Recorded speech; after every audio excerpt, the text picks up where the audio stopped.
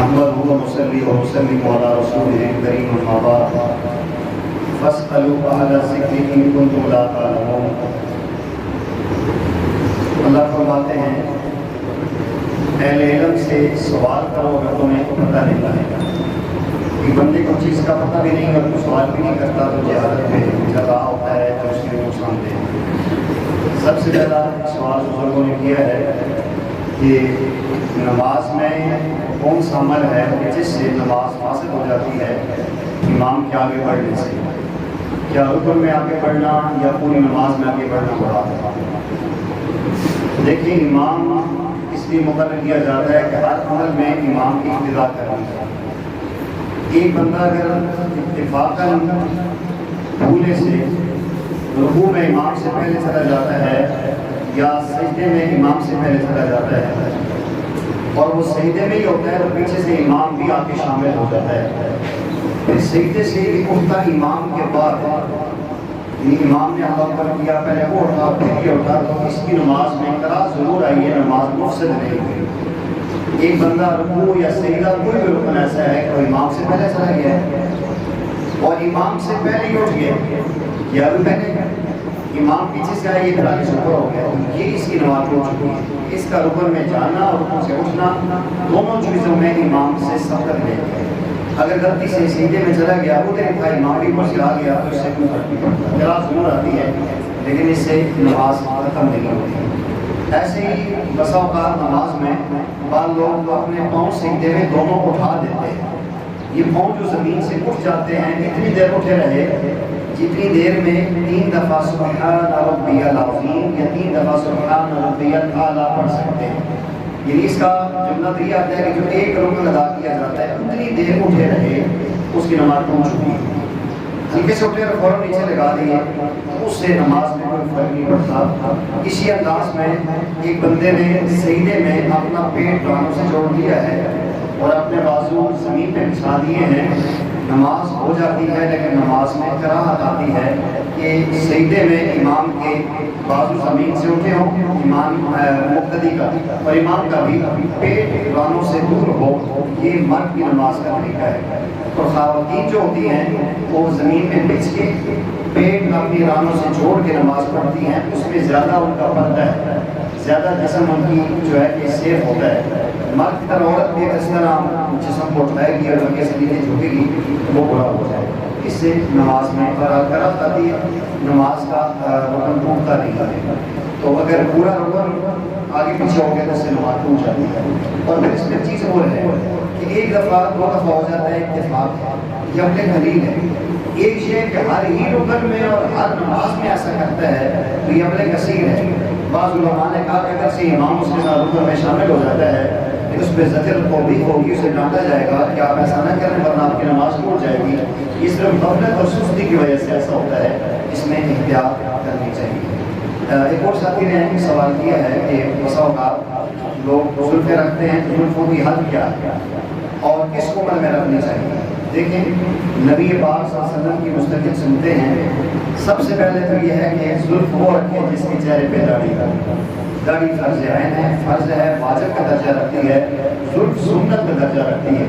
ایک بندہ داڑھی شیو کرتا ہے اور کہہ جی زلفیں تو میں نے سنت سمجھ کے رکھی ہوئی ہیں، تو یہ بات دل کو نہیں لگتی۔ یہ بات دل کو تب لگتی ہے کہ پہلے جو سٹیپ بائی سٹیپ ہوتے ہیں نا، پہلے فرائض پورے کریں، واجبات پورے کریں، پھر مستحبات و سنن کی طرف آئیں۔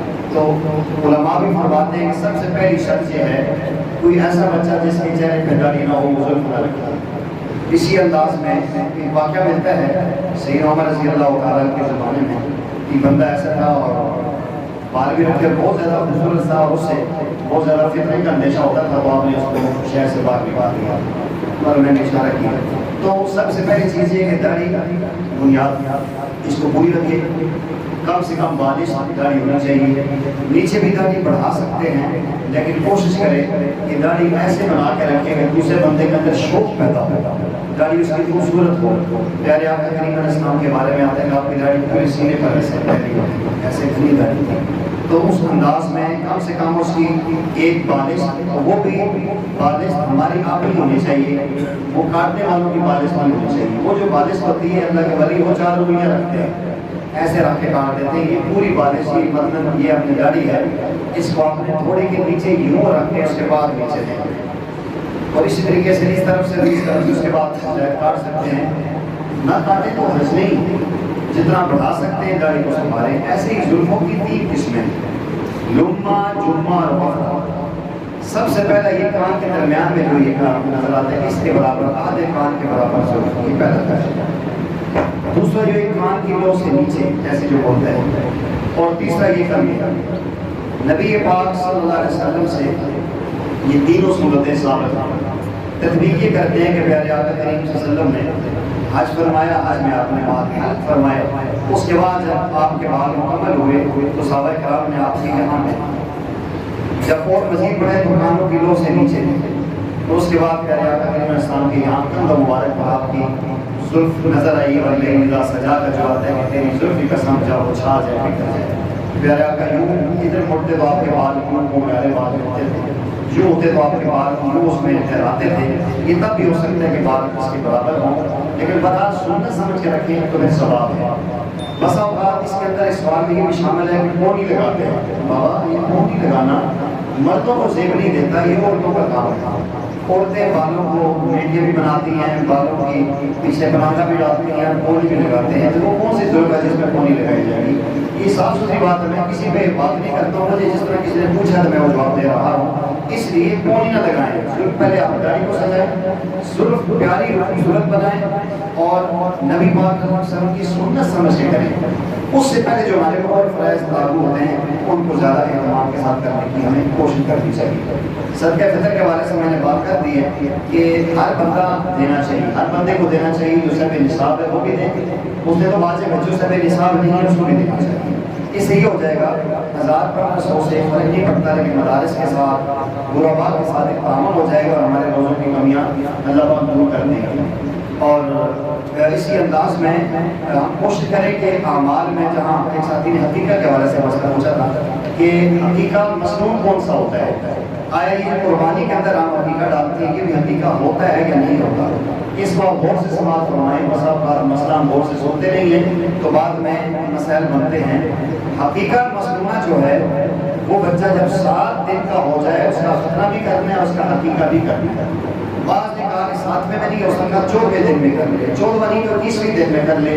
یہ حقیقت یہاں تک ہی ہے بس. حقیقت بیسک ایک صدقہ ہے جو بچے کی زندگی کا صدقہ دیا جاتا ہے. اب یہ جو قربانی کے اندر حصہ ڈالا جاتا ہے یہ حقیقت بایمانہ صدقہ، کیونکہ حقیقت وہی ہے جو اس کے موقع پر کرنا چاہیے تھا. حقیقت بھی ان پہ جنہیں اللہ نے توفیق دی. آپ دیکھیں ہم جتنے احباب بیٹھے ہیں، اگر ہم اس چیز کی اہمیت کو سامنے رکھیں کہ حقیقت دینے سے میرا بیٹا تمام بیماریوں سے محفوظ ہو جائے گا، ہمارے لیے کوئی مشکل نہیں ہے. حقیقت دے سکتے ہیں بالکل دے سکتے ہیں. آپ کہیں گے کیسے دے سکتے ہیں؟ جیسے ہماری خواتین ہیں جب ان کی ولادت کا مسئلہ ہوتا ہے، ڈلیوری ہوتی ہے، سیزیرین ہوتا ہے، لاکھ روپے لگتا ہے بچے کی ولادت میں. وہ لاکھ روپے نہیں رسل آتے ہیں. مجبوری ہے جس طرح وہ مجبوری کرتے کر سکتے ہیں. اگر ہم یہ چاہتے ہیں ہمارے بچہ جسمانی روحانی تمام چیزوں سے محفوظ رہے تو یہ حقیقت اس بچے کی جان کا صدقہ ہے. جس طرح اسماعیل علیہ السلام کے بدلے میں زمبہ ذبح ہوا تھا، اس طریقے سے جو بھی آدمی اپنے بچے کی ولادت کے 7ویں دن ہمت کر لے کچھ نہیں ہوتا. میں تو یہ رائے دیتا ہوں آپ اس کو کہیں گے میں فلاں مفتی کو جا کر پوچھنا، مفتی صاحب یہ کہہ دیتا ہے. ہمارے یہاں سب سے بڑی پریشانی یہ ہوتی ہے کسی کو رہنمائی بھی کی جائے تو بیچارے کو حاصل نہیں ہوتی، وہ روڈ ڈالتی ہے بات. میں یہ عرض کرتا ہوں کہ اگر اس کے لیے ہم بچے کا آغاز ہوتا ہے اس وقت سے سمجھدار بنتے ہیں، پیسے سنبھالنا شروع کرتے ہیں یا 9 ماہ بعد مجھے پیسے چاہیے تو یہ عزم کرتے ہیں ہمیں حقیقت بھی دینا ہے تو ہو سکتا ہے. جو یہ امید لگی ہے تو پیسے جوڑتے رہے تو آرام سے بکرا ہم دے سکتے ہیں. دینا چاہیے، ادھار لے کر بھی دے سکتے ہیں. ادھار بعد میں اتر جاتا ہے، بچہ تمام بیماریوں سے محفوظ ہوتا ہے. حقیقت کوشش کریں 7ویں دن ہی کریں. سب سے بہتر یہ ہے 7ویں دن نہ رکھیں، اس کے سر کے بال اتاریں، اس کے بالوں کو توڑ کے اس کے بدلے میں چاندی کے برابر اپنے وزن کر کے غریبوں کو پیسے دے دیں. یہ بچہ آپ کا ہر بیماری سے محفوظ ہو جائے گا.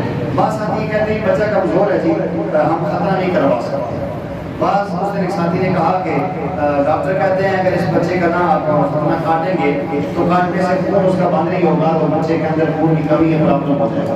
آج کل بڑی آسانی ہو گئی ہے، آج کل تو کاٹے بغیر بھی ختم ہو جاتا ہے.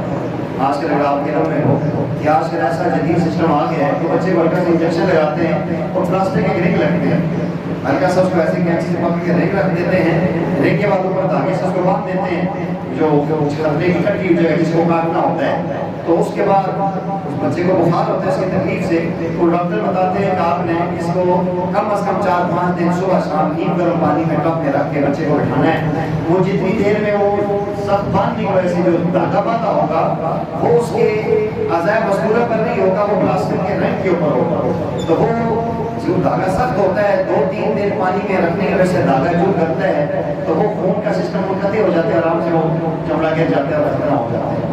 ایسا بھی کوئی بہانہ نہیں ہے کاٹنے سے یہ ٹھیک نہیں ہوتا، یا پہلے کھدائی کاٹتے تھے تو اب ڈاکٹر کاٹتے ہیں، آپ کیوں کٹواتے ہیں؟ آپ ریگولر عرض میں ہوتا ہے، اس کی کوشش کرنی چاہیے۔ ایک ساتھی میرے پاس آیا کہ سارا بچہ 6 سال ہو گیا ہے، ختنہ کوئی نہیں کرنا، بابا کروانا پڑے گا، ختنہ کرنے اور نہ کرنے میں یہی تو ہندو مسلمان میں فرق ہے، تو ختنہ کرنا ہے، آپ اتنا لیٹ کیوں کرتے ہیں کہ 6 سال کا بچہ ہو گیا آپ نے ختنہ نہیں کروایا؟ ضرور کریں گے، ختنہ ضرور ہونا چاہیے، یہ مسلمان کی شان ہے، مسلمان مختوم ہوتا ہے، یہ صرف اعزاز دنیا میں ہمارے آقا کو حاصل ہے کہ پہلے آقا دنیا میں تشریف لائے تو آپ کا ختنہ ہوا، آپ تشریف لائے، آپ کی ناف کی وہ نوٹ کٹی ہوئی تھی، آپ کا جسم خوشبو سے معطر تھا۔ ایسا ہوتا بھی ہے کبھی کبھی کسی کے یہاں بچے کی ولادت ہوتی ہے اور ان کے بچے کا ختنہ وہ بھی ہے، لیکن ختنہ ضرور کرنا چاہیے، یہ بچے کا حق ہے، نام اچھا رکھیں، اسلامی نام رکھیں، کہتے نہیں سارے گھر ہے جی تو یہ نام نہ دسو، تو نیا نام صحابہ صحابیات کے نام پہ رکھیں، انبیاء کے نام پر رکھیں، اولیاء کے نام پر رکھیں، انشاءاللہ اس سے نام پہ اثر ہوگا، جو سوچ کے آپ رکھیں گے انشاءاللہ اس کی تاثیر اس کے اندر مکمل ہوگی۔ ایک سوال ساتھی نے سوال کیا ہے کہ آیا عید پہ امام کے لیے خاتم کے لیے چندہ کرنا اور چادر پہننا جائز ہے؟ تو بابا یہ بات پوچھنے کی ہے، واقعہ چندہ مانگ کے امام کو نہیں دینی چاہیے، اگر کسی کا دل کرتا ہے اور وہ اپنی خوشیوں میں شامل ہونا چاہتا ہے تو امام قاری خادم کے بس کٹے جیب ہوتے ہیں تو بھلے جیب میں خود ڈال کے دیں، چندہ کر کے کیوں دے دو؟ واقعہ یہ بات حقیقت ہے کہ انسان کی عزت نفس ہوتی ہے، ایک بندہ مرنے میں کہتا ہے کہ چل امام صاحب اللہ کا بہت یہ بات اچھی نہیں ہے، تو کوئی دینا چاہتا ہے تو اس میں ہماری ہم سر کوئی رکاوٹ نہیں ہے، لیکن چادر ہم لوگ نہیں پہنتے، ہم اس کو اچھا نہیں سمجھتے۔ دعا کرتے ہیں تقریباً یہ پسند جی مسئلہ یہ ہے کہ میرے دوست ہیں بھائی ہیں، ان کی وائف سے جو ہے نا جانے میں قرآن پاک ملا ہے، تو اس کا کیا؟ جی اس میں قرآن کریم اور خدا نہ خاصہ اگر گر جاتا ہے تو فقہا نے لکھا ہے کہ قرآن کریم کے وزن کے وقت گندم صدقہ کرنا چاہیے، تو ہم کیسے وزن کریں گے؟ اس میں توفیق 100-200 روپے جتنا بھی ہے اللہ کی راہ میں صدقہ بھی دے اور اس سے توبہ بھی کرے کہ اللہ کے قرآن کا ادب اور احترام ہے، جان بوجھ کے گرائے گا تو کفر کی طرف سے رہ جائے گا، غلطی سے ہو گیا ہے تو اس کا یہ کفارہ دے دے اور اللہ تعالیٰ سے معافی مانگ لے، انشاءاللہ اس میں اللہ تعالیٰ سے امید رکھتے ہیں اللہ تعالیٰ بہتر کرے گا۔ ایک اور سوال یہ ہے کہ یہ سجدہ تلاوت کا جی اکثر ہم مطلب ماشاء اللہ قرآن پاک ختم کیا میں نے رمضان کے اندر، تو اس کا سجدہ تلاوت کا ایک طریقہ ہے کہ اب مجھے ایسا ملتا تھا ٹائم کہ کمپنی میں بیٹھا ہوتا تھا اس ٹائم قرآن پاک پڑھ لیا، میٹرو میں ٹائم لگا پڑھ لیا، اس دوران سجدہ تلاوت آ گئی، اس کو ادا کرنے کا جی اس میں دیکھیے سب سے بہتر یہ ہوتا ہے کہ جو ہی انسان تلاوت کر رہا ہے اور جہاں ہی سجدہ تلاوت آیا تو قرآن کو کلوز کرے اور سجدے میں چلے جائے، لیکن اگر بالفرض والمحال اس کو موقع نہیں ملا پورے قرآن کی تلاوت کر لیے تو آپ نے موجود رہ کر سجدے بھی کر سکتے ہیں، کوئی عرض نہیں سجدہ کیا جا سکتا ہے، لیکن اس چیز کی اجازت کریں کہ مغلوب بات نہ ہو، سورج سے نکلنے کا وقت نہ ہو، سورج غروب ہونے کا وقت نہ ہو، اس کو سورج سجدہ نہ کریں، تو جس ٹائم چاہیں اکٹھے بھی سجدے آپ کر سکتے ہیں، لیکن کوشش کرنی چاہیے ساتھ ساتھ کریں گے تو وہ عبادت کی لذت اور سرور ملے گا، جہاں اللہ تعالیٰ نے پسند کیا ہے سجدہ تلاوت حاصل کیا ہے اسی موقع پر کریں گے تو وہ فضیلت تب ملے گی کہ تلاوت کے دوران ہونے کی ہے۔ نیکسٹ آپ کوشش کریں گے نماز میں کبھی اجلت میں دیر ہو جاتی ہے تو ایک کا جو رکعت تھی جو تکبیر ہے، یہ کوئی عرض نہیں ہے جی کہ میں نے پہلے بھی عرض کیا ہے کہ عید الفطر کے اندر 6 زائد تکبیریں ہوتی ہیں، تو اگر بالفرض والمحال امام صاحب سے غلطی میں 6 کی 6 رہ گئی ہیں یا 3 رہ گئی ہیں یا کوئی ایک مس ہو گئی ہے، نماز ہو گئی ہے، نماز ہو گئی ہے، بڑے اجتماع کے پیش نظر فقہا نے لکھا ہے کہ سجدہ سہو آتا بھی ہو تو نہ کریں تب بھی ہو جاتا ہے کہ عید میں سجدہ سہو کریں گے تو کوئی لوگ سجدے میں ہوں گے، کوئی جو نماز کے بعد آپ پھر کھڑے ہو جائیں گے، تو بڑے اجتماع کی وجہ سے اگر کوئی چیز رہ جاتی ہے اس میں حرج نہیں ہے، یا ایک بندہ آ کے عید میں نماز میں شامل ہوتا ہے، امام امام کے ساتھ دوسری رکعت میں اب اس نے جب امام نے سلام پھیرا ہے تو کھڑے ہو اس نے پہلی رکعت پوری کرنی ہے، اس کے لیے ضروری ہے کہ وہ کھڑے ہونے کے ساتھ ہی جب ثنا پڑھ کے 3 تکبیرات کہہ لے اور پھر اپنی نماز کو مکمل کرے. لیکن خدا نہ خواستہ اگر نہیں کہہ سکا تو یہ غلطی اس کی اپنی نماز میں ہوئی ہے، امام کے ساتھ نہیں ہوئی، تو اس کو آخر میں سیر ساؤ کرنا چاہیے، کیونکہ وہ اکیلا اس کے سیر ساؤ کرنے میں پرابلم نہیں ہے. لیکن کوشش کرنی چاہیے کہ اس سال میں ایک ہی آتی ہے تو ٹائم پہ آ جائے تاکہ اس کی پرابلم ہی نہ ہو، پریشانی بھی نہ ہو. کوشش فرمایا ہم نے پہلے بھی عرض کیا رمضان کے بعد بھی آپ مہربانی فرمائیں جس میں جاری ایسی چیزیں لے آئے کریں جس میں میری بھی آسانی ہوگی، ہمارے ٹائم میں بھی انشاءاللہ پابندی ہوگی. تو رمضان کے بعد انشاءاللہ ایسا سے کام جاری رکھیں گے. اللہ جل جلالہ ہمیں اس میں